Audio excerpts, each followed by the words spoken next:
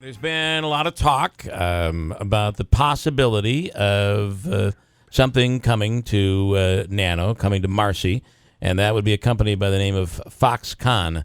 And listen, they're talking about eventually, over 4 years, 30 to 50,000 jobs. County executive, could we handle those kind of numbers? Well, I don't want to get too far ahead of ourselves, but I'll welcome that kind of numbers. I'll welcome. Look, I think we're at the stage where we just want to see that site developed with a major employer that will bring significant number of jobs, and I think that's obviously something that we can look at down the road and for generations to come. But nothing's out of the impossible. But the point is,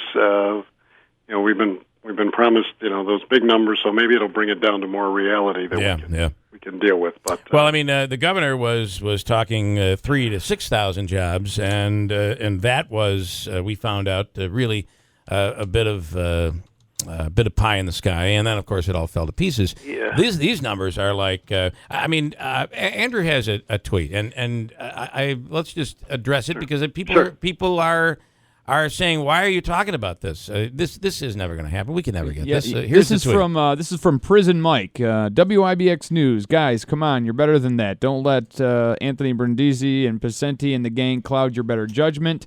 Foxconn is not going to come to Utica. Picente and Brindisi are irresponsible for suggesting that this is possible. All right. So take that one. How well, do you respond? look, no matter what we've brought, there's always the skeptics that we have to deal with, and that's unfortunate. But people said the same about AMS. Now AMS, and I continue to repeat, was coming. But for some errors in judgment and handling, we would probably be building their fab right now. But to say that Foxconn, well, how do you know Foxconn? When people said GE wouldn't come, to this area back when it did, and people said other companies wouldn't come. And if everybody took that attitude, then and if we didn't go out and seeking them, they'd be yelling at us for, well, what are you doing about not? Why didn't you go ask Foxconn? Yeah. So we can always deal with the back and forth on. And I know that you don't do it, or why'd you do it, or right. And then if we didn't do it, everybody would be yelling at me saying, why didn't we? I took the jump out in front and said, because the Foxconn company made the statement, look, if there's other states out there, start coming. So I waited a few minutes, not long, and I said, okay, let's talk. But it also opens, and look, maybe Foxconn doesn't come. That's clearly the possibility, and that's it's the odds are what they are, but it opens the eyes up to everybody else in the industry, and that's what we've been doing, and that's what we're going to keep on doing. I'm not going to apologize for that. The fact that the story, I believe, the might have been the Times, the Albany Times Union as well. The story, and yesterday, the state saying Marcy is our number one target for technology right now. I would have rather. I'm glad that Howard stated that yesterday, and Howard Zemsky's. I have ultimate respect for him. He's a very, very smart and good businessman who's taken a job that he really doesn't need and is trying to do the right things around the state. And I would have liked to seen that more in the governor's State of the State message. That right. Marcy was the number one target, because if you look through it, you couldn't find that. So. And that was what kind of took me pause on the Foxconn deal, when I would have expected New York State to be front and center and saying right away that, hey, we're open for business, come and see what we got. But and they ultimately did, but I thought we needed to jump out. And look, I've done that before. I did that with Premier Aviation. That's how we made that connection. Now, and that's something that I'm supposed to do. And so when people say, who are you kidding? You got to go after everything out there from 5 jobs to 5,000 to, in this case, who knows? But the reality is they're looking for a site, and we got $600 million sitting there. Yeah. I would think that would open some businesses' eyes at this point, and say, look, let's go take a look at it, and that's what I'm hoping for. Well, and at the very least, I think, even if you bring them in, it leads to the potential of a future investment or a future opportunity. But we have the infrastructure. We have the $600 million. Do you have any insight as to what they're being offered in Pennsylvania? I don't. Sometimes, when they get into into the nuts and bolts of that. They keep it tight. Yeah, they've been looking at Pennsylvania for a few years, and they have some kind of presence there, as I understand it, or have. So it's, when you talk about building flat panels and what they're doing, obviously that's a pretty big endeavor, and and look what happens today with that industry. Let alone the chip fab clearly is everything we do today has chips, but flat screens. You buy a TV today, and 6 months from now, it's obsolete. Right, because they're getting thinner and smaller, and the technology is getting better. I don't think that's out of the realm of possibilities, and all right, we'll see where we go. So where are we? Well, look, we've sent out. The initial thing I did immediately was send an email to their press office spokesperson, and we just dug in, found the people to send it to, and just said just a basic introduction. Followed up the next day with a more formal letter, package of the site, and the more detailed PowerPoint of the site and its amenities and the infrastructure and everything else that's a part of it. And we'll keep tracking it. They did put out a statement yesterday that they're looking at all options. So hopefully we'll keep pressing until they tell us to go away. Yeah. Did you throw in a jar of turkey joints or otherwise? Have they? I guess the part that I missed there. Have they responded back to you? Not directly in the email. No, not at this point. Okay. No, not right now. We'll keep plugging as we do with other companies. Here's a question somebody's asking: are you running point on this? Are you taking the lead? No, I think I just jumped out because it is my county. It is our site. I've been frustrated a little bit by the delay in the state and talking more about this site over the last few weeks, especially in the State of the State message, and so. A lead on this will be dealt with, I'm sure, if they do come by the state of New York, which is, holds the $600 million and then some. But we have the site, so I've been very, in tune. I'm not doing the negotiating on that. That'll be done by state people and our people at Edge when if it comes down to those things. But it's not that we're not involved or I'm not involved in discussions. I was heavily involved in AMS's meetings from the very start because they came to us and we started that whole process. I was involved in that. I want to go to the OD story from this morning, and this is Howard Zemsky speaking. Anyone who is serious about fab or high-tech manufacturing is looking at Utica. He also dismissed the contention of some area residents that the governor isn't interested in the Mohawk Valley, declaring him to be square on your side.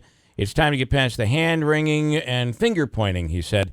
However, one has to look at this and say we weren't even mentioned in the state of the state. Well, and I was a little, and like I said, going back to my respect, and I talked to Howard, weekly, and so he is, I really appreciate his work. And I was disappointed when I read the second comment about the hand wringing and finger pointing. I don't think anybody. I think we're beyond that. I think what we're looking for is recognition and acknowledgement, and that was left out. And I continually stress that with the governor and his governor's people, and even Howard. I said, look, 2 sentences in that speech to say when you're mentioning Nano, and I said this, and I'm a broken record. I said this on your show last week. You talk about Albany Nano, you talk about Rochester Nano, you talk about Buffalo Nano, but in the governor's speech around the state, and now if today in the paper Marcy is your number one site, number one priority, why wasn't it mentioned? Right. And why didn't you come and say something? So it's not about finger pointing. It's not about blame because we know where that was, and quite frankly, we didn't blame the governor directly. We blamed the institution and how it was handled. But to say that the hand-wringing is taking place, I'm not wringing my hands. I'm moving forward, and I want them to as well. And I want the governor to step forward and say that. I would rather everything that was said yesterday by Howard, and I appreciate it, I respect it. If it's said by the governor, it goes a long way.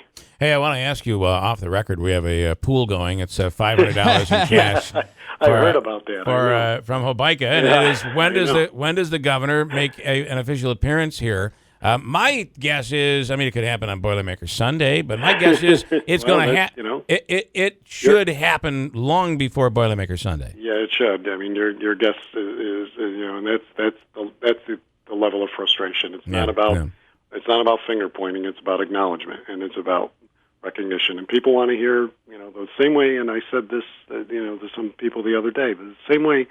I have to address, whether it's failures or things that go wrong under my watch, I have to acknowledge those the same way I acknowledge my successes. And I still believe he owes more than just a shout out. He owes a visit. He owes that commitment, from him, and we haven't seen it yet, and that's disappointing. Yeah. All right, finally, I want to ask you, a lot of rumors swirling around out there of things that are happening from GE possibly expanding what they're going to be doing, what they planned originally to do here. JetBlue, of course, there's already been an announcement on some projects there at the airport. Oneida Nation maybe doing things. A lot of rumors out there is, and I know you couldn't confirm anything, but is there a bit of an undercurrent that seems to be moving in the right direction right now? Yeah, I think there is. I mean, look, I think the setback of AMS was unfortunate and clearly was the lead, but I think there's a lot of other pieces in place. I think the GE piece is real. It's taken longer, and I think that was a result of the logjam that took place at SUNY Poly as a result of AMS. Now, it's different than AMS because GE has not said they're out. I mean, they continue to say they're committed. It's just been delayed as a lot of projects that were handled by SUNY Poly were and now are in the hands of ESD. So I expect that to move forward. It's taken longer, and that's not going to be the big prize, but I still want to see the other investment. But in terms of Marcy and in terms of filling Quad C at some point, and that's got to take place. It's the other side of the coin that I'd like to hear from the governor as well. You got a big building there with nothing in it. When President Trump, when he was on the campaign trail, was out at the airport, he talked about how this area was so depressed and the jobs that have been lost, the population that's been lost. Sure.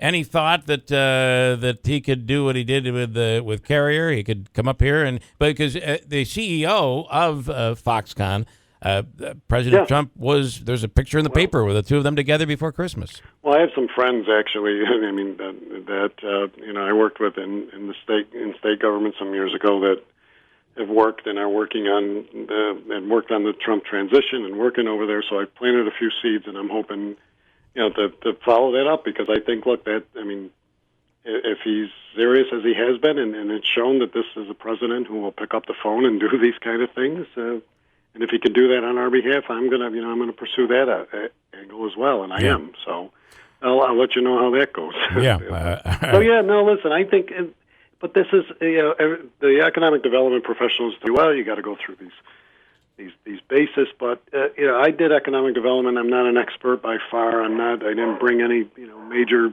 corporations, but I worked on a lot of deals throughout the state. The interpersonal contact especially from the leader of a state, clearly the leader of the country, is something that's welcome and goes miles in terms of saying, and the same whether it's a mayor or county executive. I mean, when I had the discussions with Ron DiBartolo from Premier Aviation up in Canada, it went a long way to build a relationship, and that's what you got to do. Yeah. All right. Interesting, I got to say. One other thing, obviously the governor's budget has really put a lot of pressure on counties. Yeah, it is. I know there's a lot of talk, too, about the sales tax distribution in the area mayors. What are your thoughts on Well, my thoughts are, I think the governor missed the point, too, on that in terms of, his speech centered around county executives and saying he was empowering us to go and convene and move towards this level of consolidation. I welcome him to come and see what it's like in any county, and I'm not talking about or singling out any one town, village, or city, but I mean they're independently elected officials. These are boards. You just don't go. I just don't march into City Hall of Utica or in a town office and say, oh, by the way, you're going to get out of this business. We're going to do this. We're going to put it on a referendum. Not the way it works. It's about discussion, and his empowerment or his forced piece. I mean, look at the difficulty I'm having just having a discussion about the sales tax, let alone changing anything. I mean, and so, the counties are not, especially the county executives. We feel we're be putting into a spot of more antagonistic approach when there's other ways to deal with this, and a lot of it is on the state's end in terms of the mandates that we've been county executives before me and after me have been talking about. So, not real happy with this budget outline. Listen, the fact that we're just talking about some possibilities feels good, but again, we should caution people. This might not happen. That's good. No, I know, but the odds. But look, I want them to know too how invested we are in this, and that we're not going to leave any stone unturned. And that's what I said the other day. I'm not, and this is not a slam at the state in that regard, but we can't keep waiting. It's like any other success in business or in government or anything, and this. Yep. You have to, if you're looking for it, you have to go out and get it, and we're going to keep doing that. County Executive Tony Picente, thanks so much. Thanks a lot. Right. Good talking. And again, it's good to be talking about some advancement, something that could happen. Certainly, it'd be awesome if it did.